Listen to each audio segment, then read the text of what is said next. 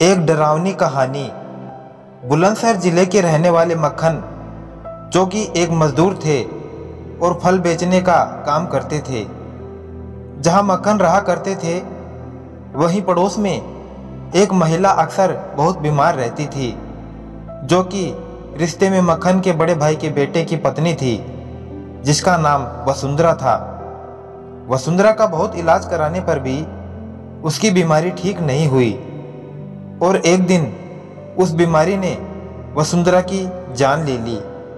वह सबकी बहुत लाडली थी और अक्सर सबके प्यारे इंसान दुनिया से जल्दी चले जाते हैं।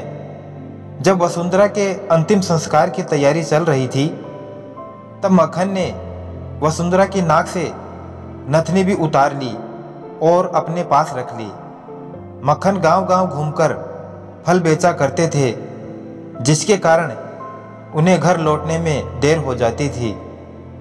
एक दिन की बात है, वह फल बेचकर घर लौट रहे थे और रात के करीब 11:15 बज रहे होंगे। वह एक वीरान रास्ते से अपनी साइकिल से घर की ओर जा रहे थे कि अचानक उन्हें अपनी साइकिल पर वजन सा महसूस हुआ और वह सोचने लगे कि आज क्या हो गया, मेरी साइकिल ऐसे क्यों चल रही है जैसे कि इस पर बहुत बोझ रखा हो। साइकिल के ऊपर वजन बढ़ता ही जा रहा था, जिससे साइकिल चलाने में मक्खन को काफ़ी दिक्कत हो रही थी। तभी अचानक उन्होंने पीछे की तरफ मुड़ के देखा तो मक्खन क्या देखते हैं, एक डरावनी शक्ल की औरत उनकी साइकिल पर बैठी है।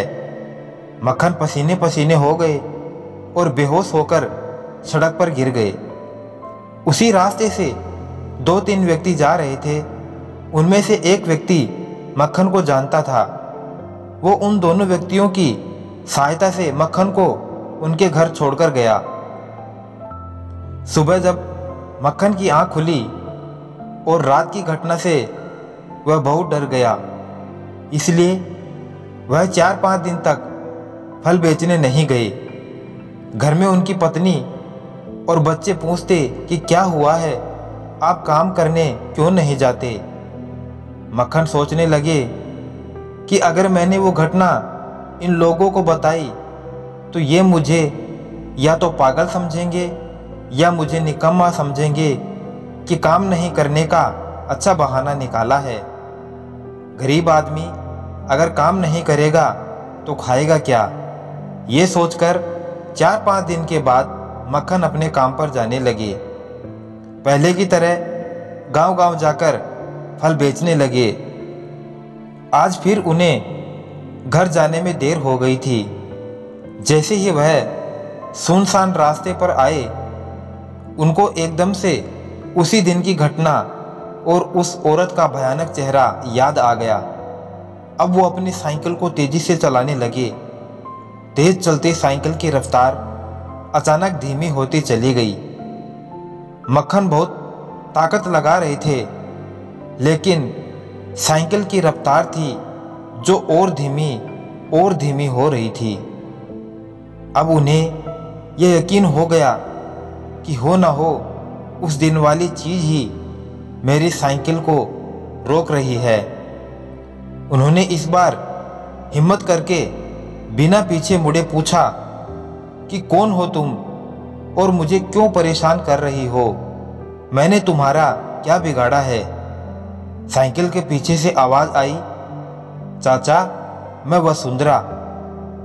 मक्खन ने पूछा, कौन वसुंधरा और मुझसे क्या चाहती हो।